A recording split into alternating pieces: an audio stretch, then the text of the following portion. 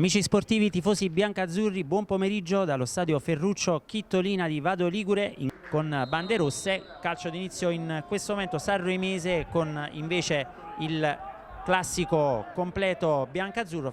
Pochi allenamenti nelle gambe, attenzione, cade a terra Murgia, c'è De Montis, c'è il palo colpito da Mikhailovski, ancora Mikhailovski.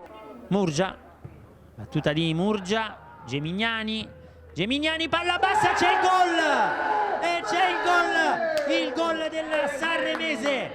Sanremese quindi in vantaggio, ha chiuso in vantaggio il primo tempo con il gol di Pellicano al 37esimo. Mikhailovski, tutta la panchina della Sanremese che si sta riscaldando. Il tiro, un bel pacchetto di squadre agguerrite, ma comunque la Sanremese se la può giocare.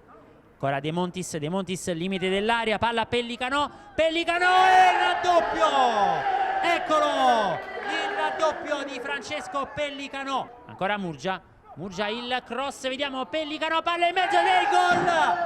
Il terzo gol! Il gol di Andrea De Montis. Ancora Gulli, palla bassa per Bernardini, siamo in area di rigore, Bernardini prova a liberarsi e la palla termina dentro. Termina dentro il gol di Bernardini. Da Novaro, coccoluto, e arriva in questo momento il triplice fischio dell'arbitro.